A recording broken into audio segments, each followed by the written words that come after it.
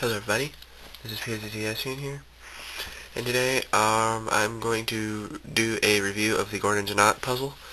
This is not an intended review, I just now kind of wanted to do this. This review is not intended to be real in depth, but at the same time it could get a bit in depth, or I should say this is intended to be brief. But whenever I review something, I really never know if it's going to be brief or not, so yeah.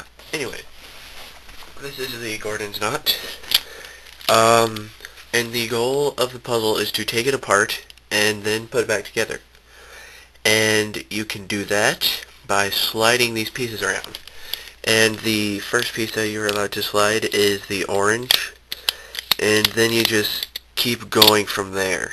So you slide orange, and then you can slide other pieces. So, like this now allows me to be able to slide the green piece, and then I can, I could put this back. I could, whatever. And so yeah, that's really the goal of the puzzle, and it consists of 6 pieces. We've got an orange piece. We've got, here, this is actually basically the color scheme, I guess I should say. So we've got orange, opposite of blue, purple, opposite of green, and actually when I first bought the puzzle, I had a hard time believing this is purple, but it is purple, so... Or maybe it went the other way around. Maybe the instruction manual said this was dark blue or whatever, but I thought it was purple. I really can't remember. I just know that it had some confusion about this color of this piece. So we're just going to say purple is opposite to green, and yellow, which in this view looks exactly like the orange, but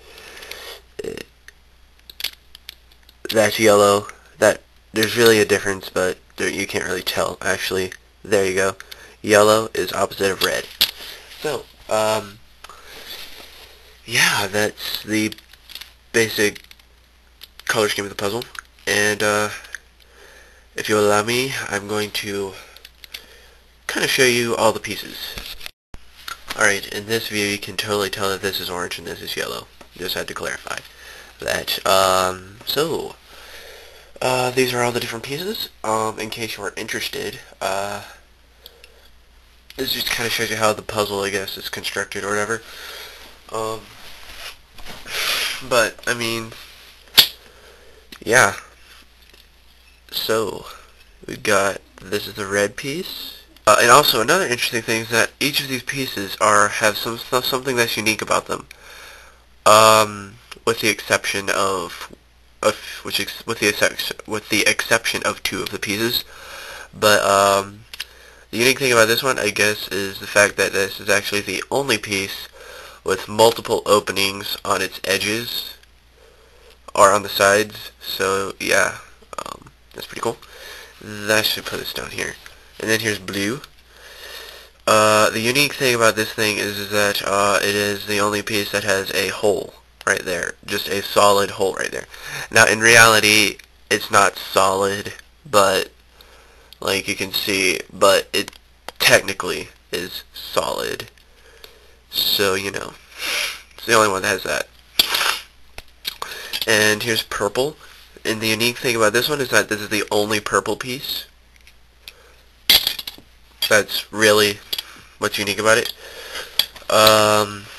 And here's the yellow piece. The unique thing about the yellow piece is that it is the only piece to have an opening on the inside of the piece as well. Kind of like that. A lot of people like to say this is the key piece, but that's only if you cheat. This is not the key piece.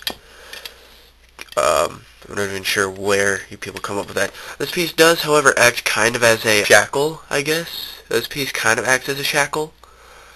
I mean, once this piece gets moved for the first time, the whole puzzle just transforms into a wide array of shapes. It's quite interestingly cool, I guess. So, I mean, I guess you can see why someone would associate this with the key piece, because it kind of is the one that holds the puzzle in its general shape. but you know what I mean. I really, yeah. Alright, and then the green piece, wow, that looks really pretty on camera. I'm sorry, green is one of my favorite colors anyway. Um, the unique thing about the green piece is that it is the only piece with no openings. It just has a hole here and a hole there. And another interesting thing about this piece is that it cannot go, let's see, when it's in the puzzle, it actually is oriented like this. If you think of it as the way I'm thinking of it, like with orange being right through there.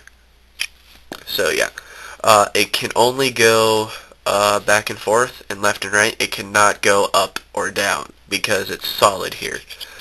So that'd be impossible for it unless we broke the puzzle. And lastly, we have the orange piece, and the unique thing about the orange piece is that it is the only orange piece, which means we got some clones. So these two pieces here are actually duplicates of each other, meaning if I wanted to, I could make this piece go here and this piece go here. Because these are from left to right, I normally look at things like this, but not from right to left. These can be the order that they would go into. Actually, let's swap these. This is the normal order that they go into, but you can swap out these two and have...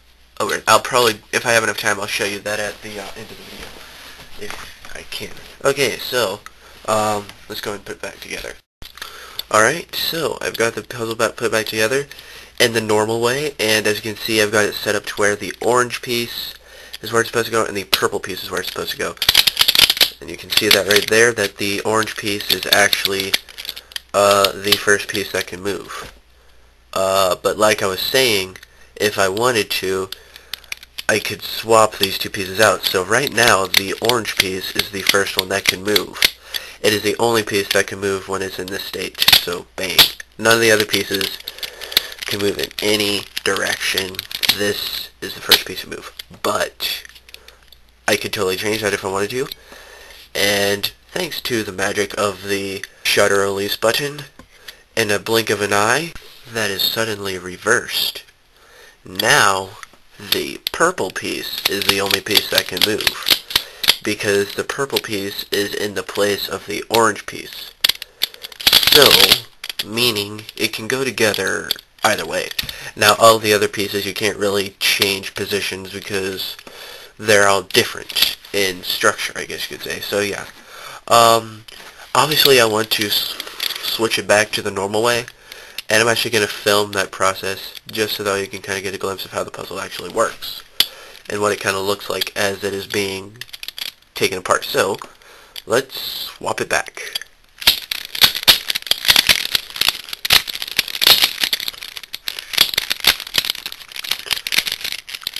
Yeah.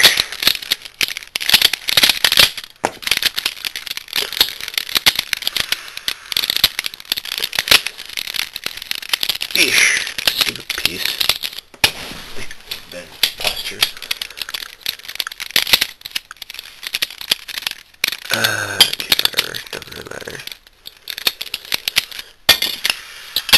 Okay, that is taken apart, and now putting it back together the normal way, the right way, the way it was intended to go back together. See, now I'm putting purple here, but when I did it the other way, I put orange here first. That's not the way you're supposed to. You're supposed to put purple here.